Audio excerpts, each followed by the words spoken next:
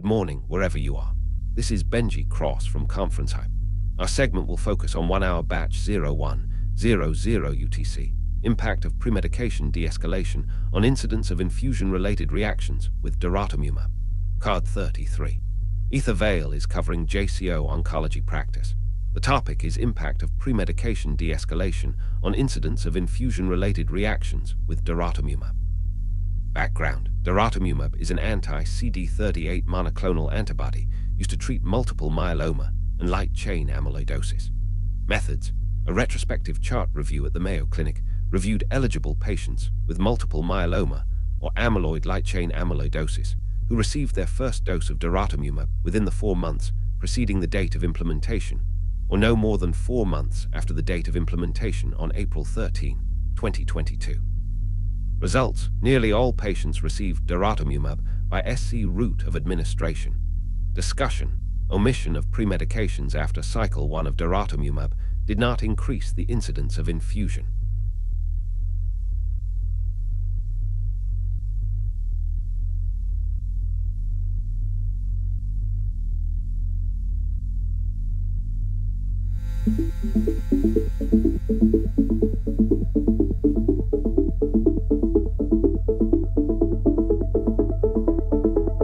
This is Conference Hype. Stay with us, coverage continues.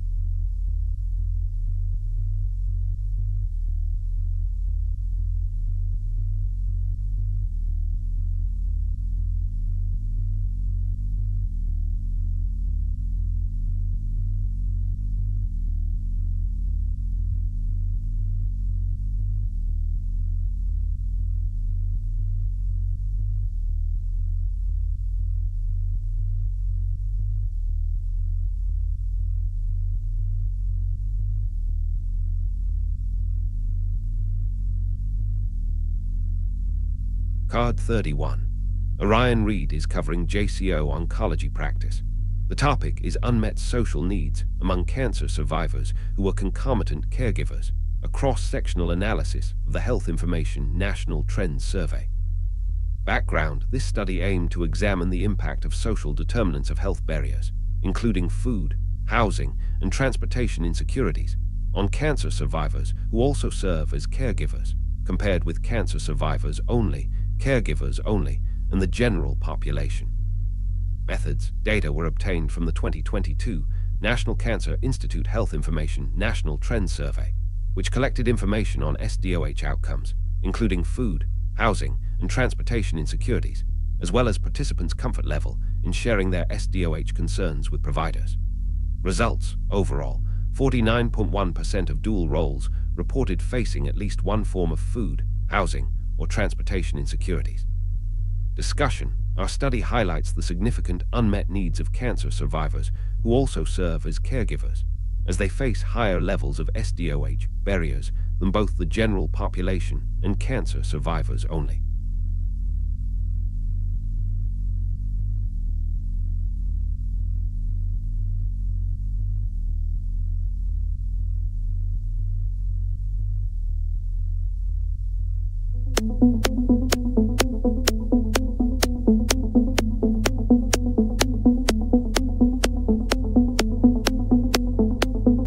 This is Conference Hype. Stay with us, coverage continues.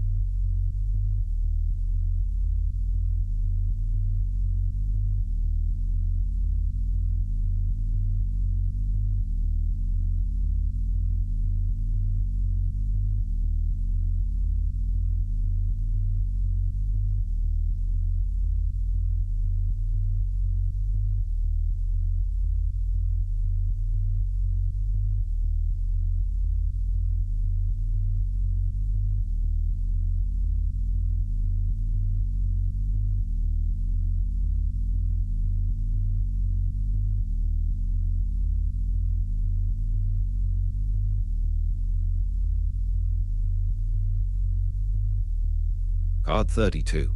Riley Knox is covering JCO oncology practice. The topic is timing of immunotherapy in practice, feasibility and impact of morning checkpoint inhibitor administration. Background: immune checkpoint inhibitors are a core mainstay of cancer care. Methods: in routine practice, the time of day of administration of ICIs invariably is not stipulated in the clinical notes.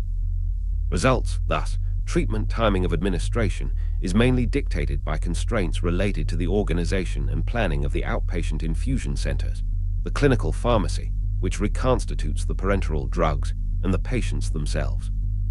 Discussion: a growing body of evidence, recently including a prospective randomized trial, has shown a significant halving of risk reduction of an earlier death by early rather than late to DA of ICIs in patients with 10 different advanced cancer primaries.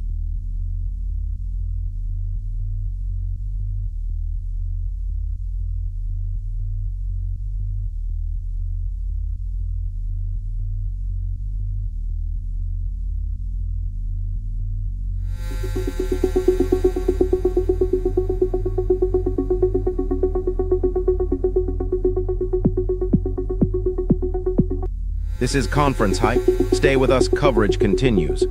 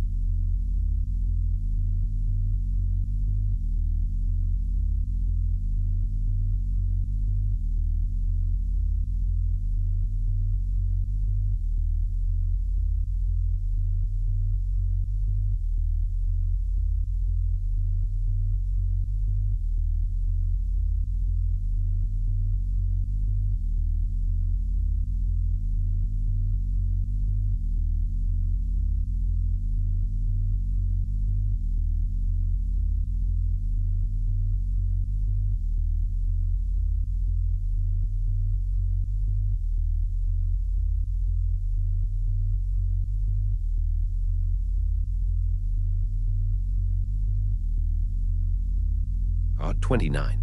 Sage Harlan is covering JCO oncology practice. The topic is survival after fertility-sparing surgery for early-stage cervical cancer compared with non-sparing surgery, a nationwide comparative study.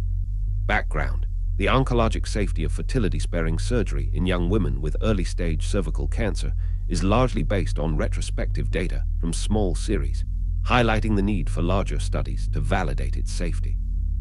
Methods: we performed a nationwide retrospective matched cohort study of all patients age 18-45 years with Fédération Internationale de Gynecologie et d'Obstétrique 2018 stage IA1 to IB2 cervical cancer who underwent fertility-sparing surgery, FSS, cone biopsy, large loop excision of the transformation zone, or trachelectomy between 2000 and 2022 in the Netherlands. Results: in total, 1,446 patients were included, 482 treated with FSS, and 964 with a hysterectomy. 57.5% had stage 1A1 or 1A2, and 42.5% had IB1 or IB2 cervical cancer. Discussion: women treated with FSS had a significantly higher recurrence rate than patients who had the uterus completely removed. That is it for this segment. If there are any medical conferences or events you want covered, tag our team on X.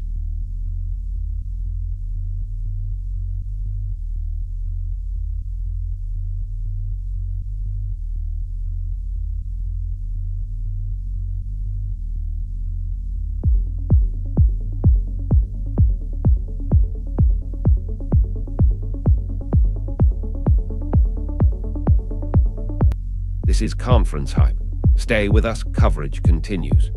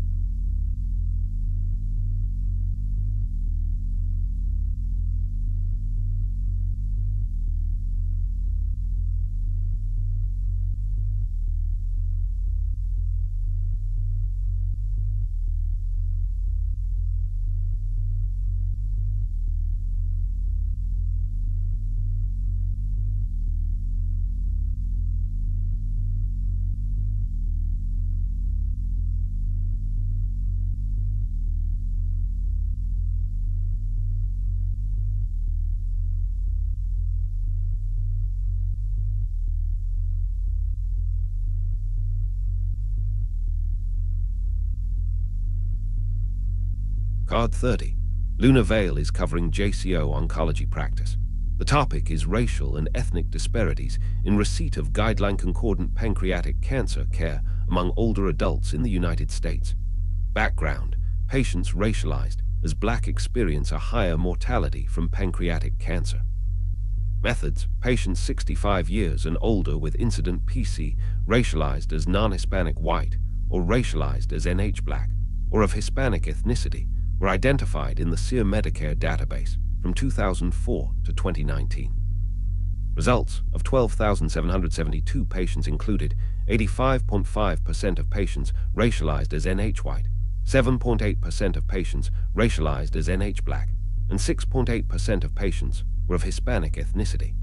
Discussion: approximately half of an insured population with PC receives GCC, highlighting a need to improve multidisciplinary access and treatment.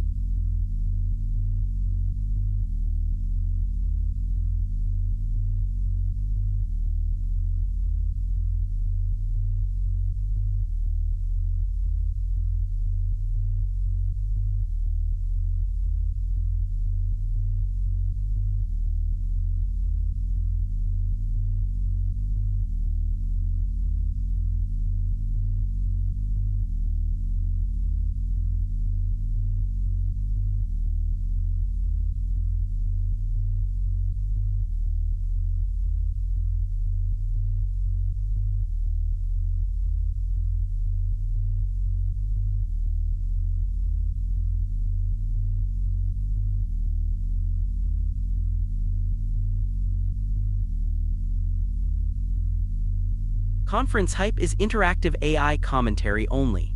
It is not reporting, journalism, medical education, clinical guidance, scientific validation, legal advice, or financial advice. ConferenceHype is independent and is not affiliated with conference organizers, presenters, sponsors, or exhibitors.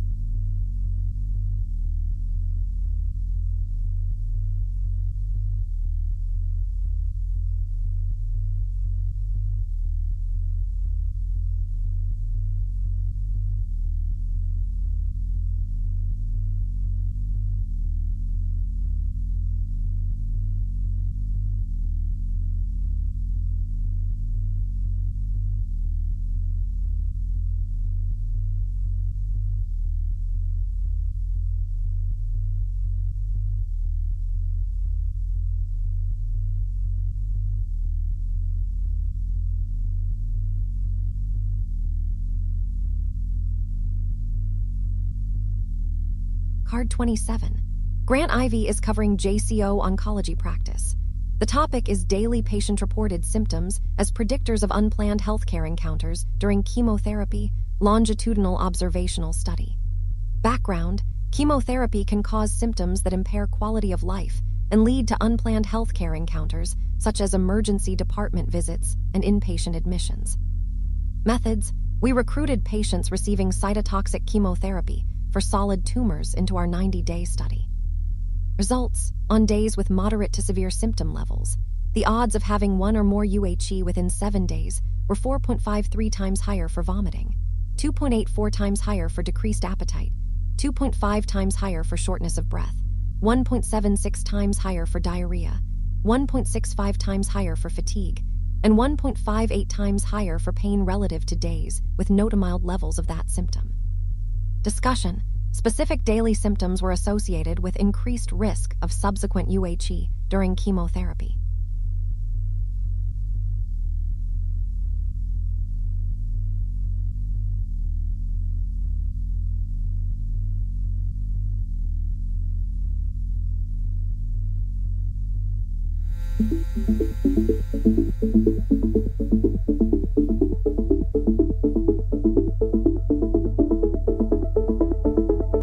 This is Conference Hype. Stay with us, coverage continues.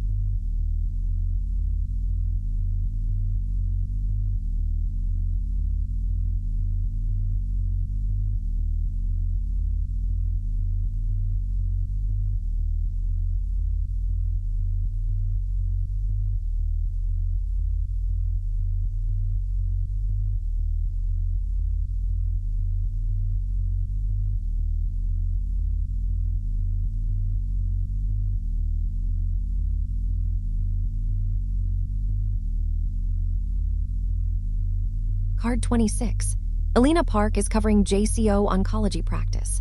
The topic is teaching communication skills and developing comfort with difficult conversations, a combined palliative care oncology simulation session for hematology oncology fellows. Background: ASCO strongly endorses the integration of palliative care to improve outcomes and support patients in their cancer trajectories. Methods: we designed and piloted a didactic simulation session for each fellowship class, led by a faculty member who is dual board certified in medical oncology and hospice palliative medicine. Results: in year 1, 16 of 21 fellows completed pre- and post-sim surveys. Discussion: tools. That is it for this segment. If there are any medical conferences or events you want covered, tag our team on X.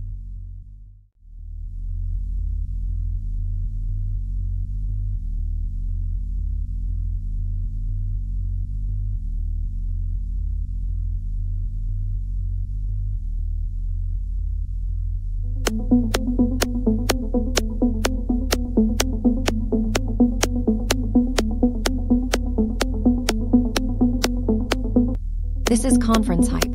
Stay with us, coverage continues.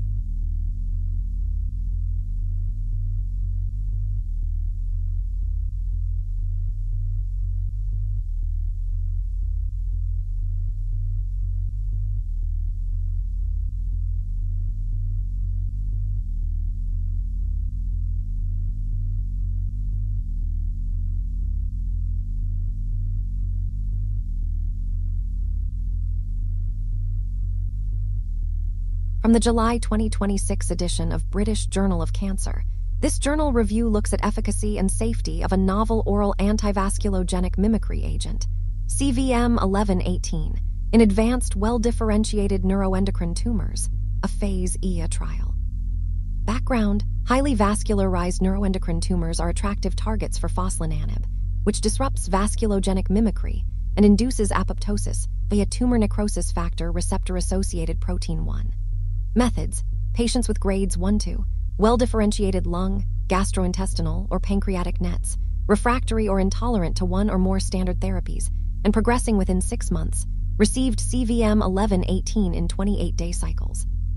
Results: of 43 enrolled participants, 35 were efficacy evaluable.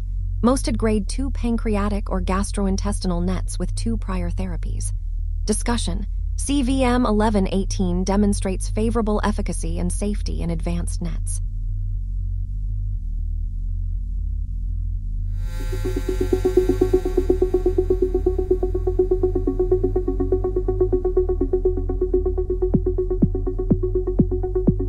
This is Conference Hype. Stay with us, coverage continues.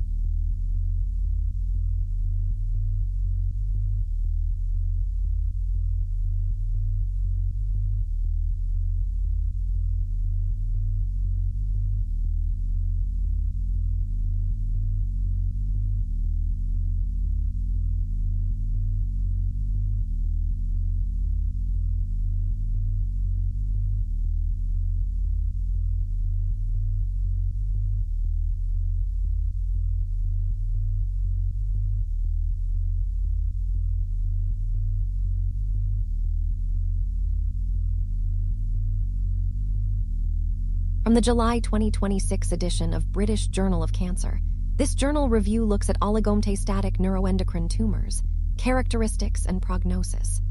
Background of this retrospective analysis was to evaluate characteristics and prognosis of the OMD state in patients with NET G1-G2 of gastroenteropancreatic origin. Methods. The primary objective of this retrospective analysis was to evaluate characteristics and prognosis of the OMD state in patients with NET G1-G2 of gastroenteropancreatic origin. Results. The overall study cohort comprised 190 patients. Discussion. These results suggest that a low absolute number of metastases alone may not be a clear prognostic factor in NET.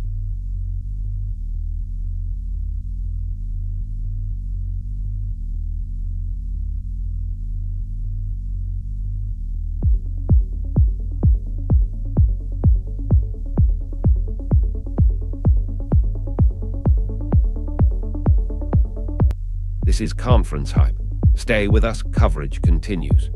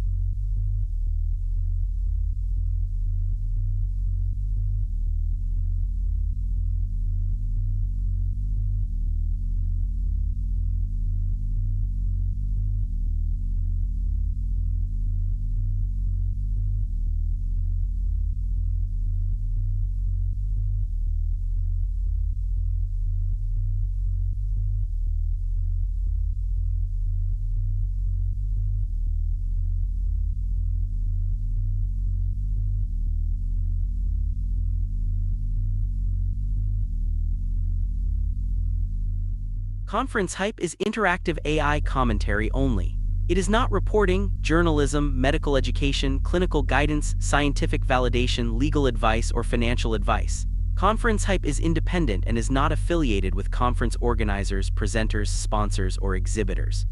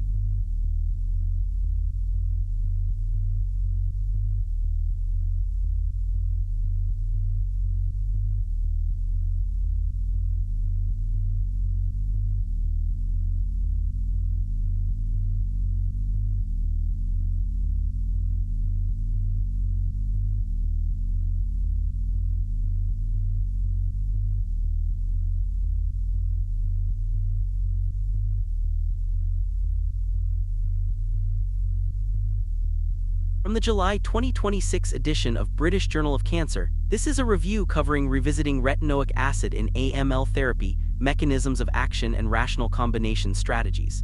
All-trans retinoic acid, a bioactive vitamin, a derivative, regulates cellular differentiation by activating retinoic acid receptors. While ATRA has revolutionized acute promyelocytic leukemia treatment, its efficacy in non-APL acute myeloid leukemia remains limited due to intrinsic resistance mechanisms, including aberrant epigenetic states and signaling pathways. This review summarizes recent mechanistic and translational advances in ATRA-based combination therapies that target differentiation. This is a good review on the topic, well worth reading in full in this issue of British Journal of Cancer. That is it for this segment. If there are any medical conferences or events you want covered, tag our team on X.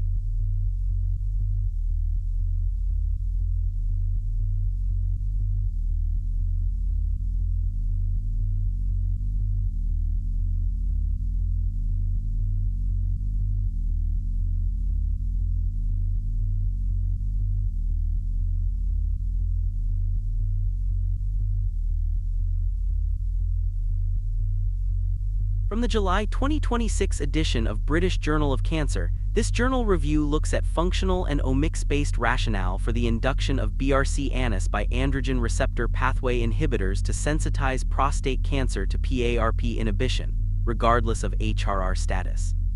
Background: 2 PARP inhibitors, olaparib and talazoparib, have been approved in combination with androgen receptor pathway inhibitors for metastatic castration-resistant prostate cancer in Europe, regardless of homologous recombination repair status. Methods: we assessed PARP inhibitors alone and with ARPIs in prostate cancer cell lines, metastatic patient-derived organoids, and LM metastatic tissue slice cultures. Results: PARP-ARP combinations significantly reduced survival in LN-CA-P, DU145, and 22RV1 cells and produced greater cytotoxicity than either agent alone in all models. Discussion: ARPIs induce a BRCA-like phenotype through RAD51 downregulation and enhance PARP sensitivity in metastatic prostate cancer models, supporting combined ARPI-PARP therapy.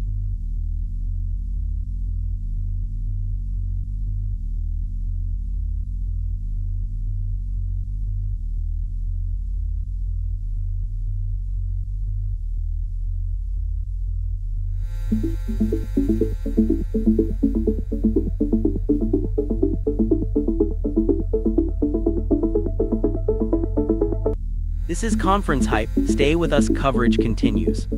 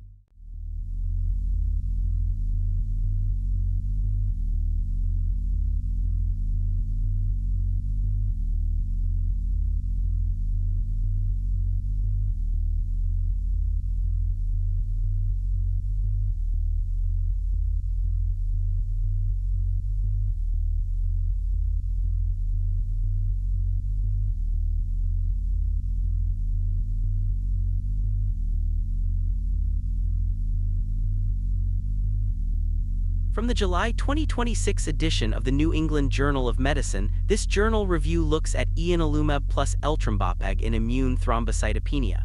Background: current second-line treatments for immune thrombocytopenia require long-term administration. Methods in this Phase 3 randomized double-blind trial. We assigned in a 1:1 ratio adults with primary ITP and an insufficient response or a relapse after first-line glucocorticoid therapy to receive ianalumab at a dose of 9 mg or 3 mg per kilogram of body weight or placebo once monthly for 4 months. Results: a total of 152 patients underwent randomization, 50 to the 9 mg ianalumab group, 51 to the 3 mg ianalumab group, and 51 to the placebo group. Discussion: ianalumab plus eltrombopag led to a longer time to treatment failure than placebo plus eltrombopag.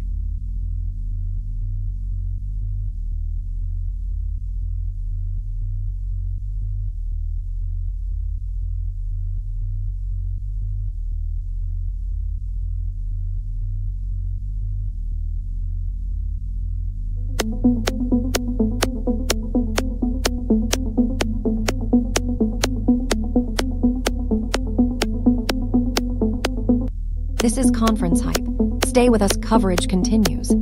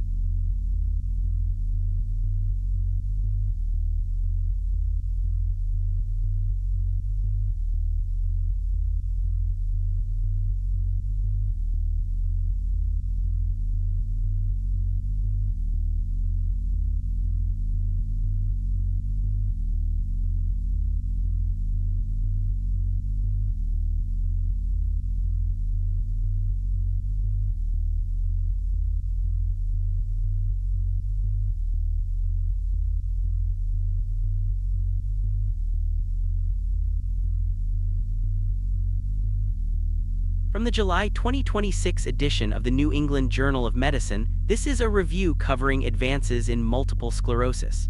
Multiple sclerosis is a chronic autoimmune disorder that affects the central nervous system, causing episodes of neurologic dysfunction and often gradual disease progression.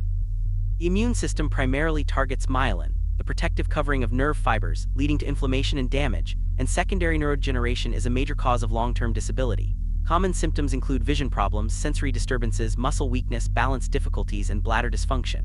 This is a good review on the topic, well worth reading in full in this issue of the New England Journal of Medicine.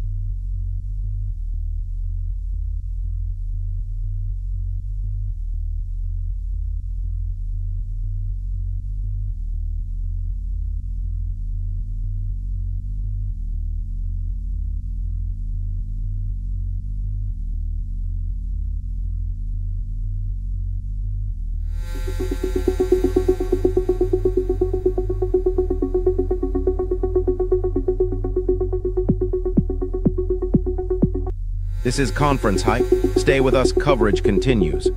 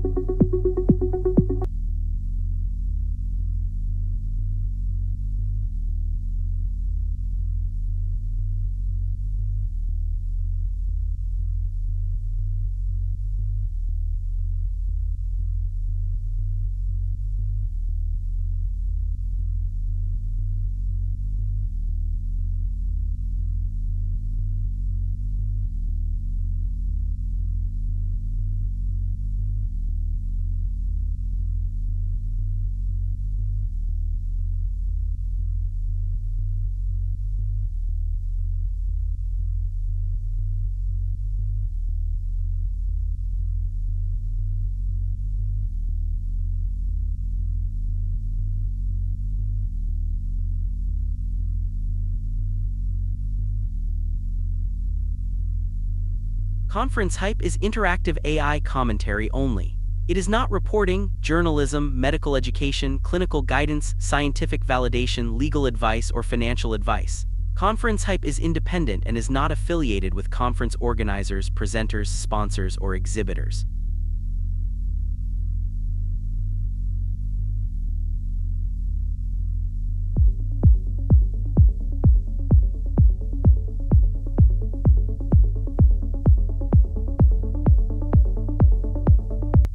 This is Conference Hype. Stay with us, coverage continues.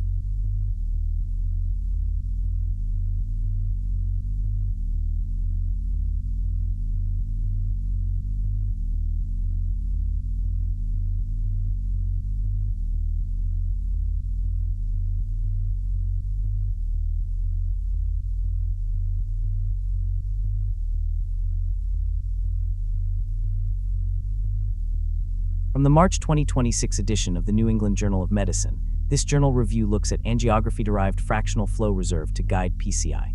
Background: assessing intermediate coronary lesions with an intracoronary pressure wire improves clinical outcomes in patients undergoing cardiac catheterization and percutaneous coronary intervention. Methods: in this international non-inferiority trial, we randomly assigned patients undergoing coronary angiography who were found to have at least one intermediate coronary stenosis to physiological assessment, with measurements derived from angiographic images or with pressure wire-based measurements. Results: a total of 1930 patients were randomly assigned to physiological assessment with FF-Rangio or a pressure wire-based approach. Discussion: among patients with intermediate coronary artery lesions undergoing physiological assessment in the cardiac catheterization laboratory, an angiography-guided strategy involving FF-Rangio was non-inferior to a pressure wire-guided strategy with respect to a composite endpoint of death, myocardial infarction, or unplanned clinically indicated coronary revascularization at 1 year.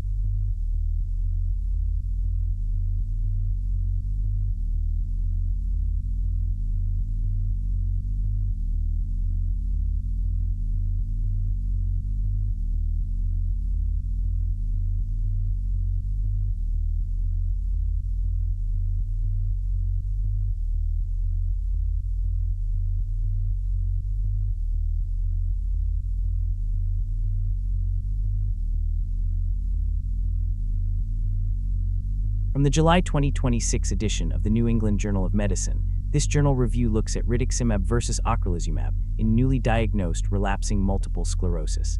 Background: anti-CD20 monoclonal antibodies are effective for relapsing multiple sclerosis.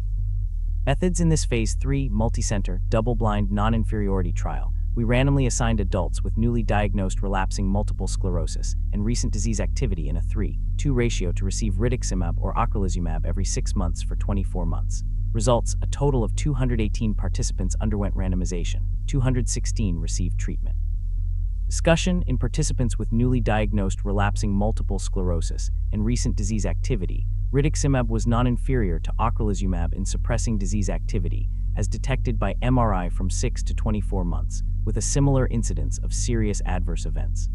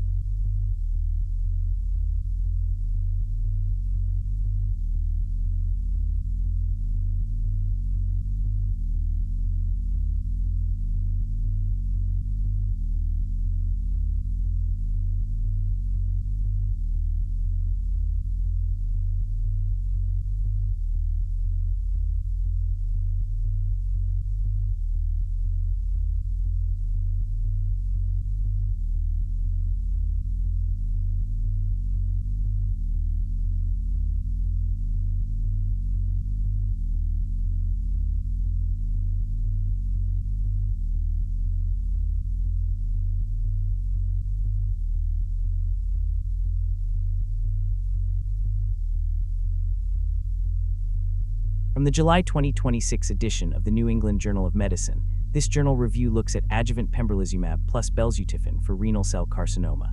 Background: adjuvant pembrolizumab improves disease-free and overall survival among patients with resected clear cell renal cell carcinoma.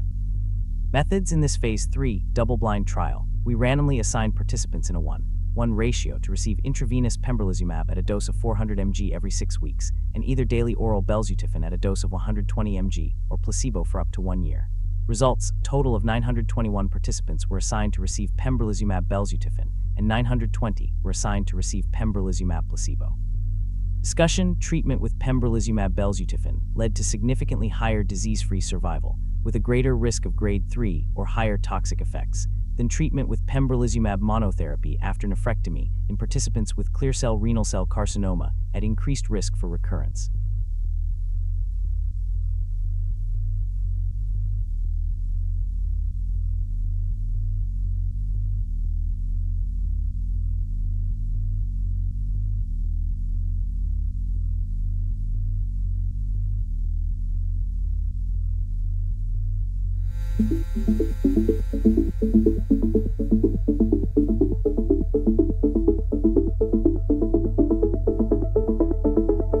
This is Conference Hype. Stay with us, coverage continues.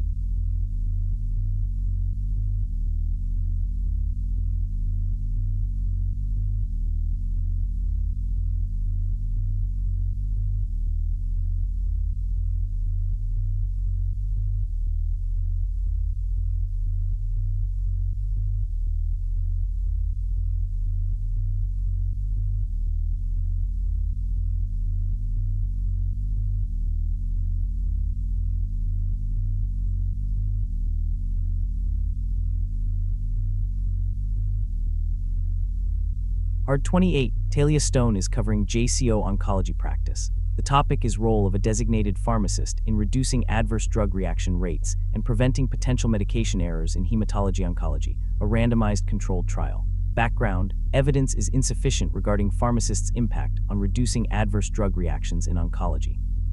Methods: this single-center randomized clinical trial was conducted at its outpatient hematology oncology clinics from July 2020 to October 2022. Results: the study included 182 patients, 91 in each group. Discussion: integrating an oncology pharmacist into hematology oncology clinics reduces ADRs and improves the detection and prevention of potentially serious MEs. That is it for this segment. If there are any medical conferences or events you want covered, tag our team on X.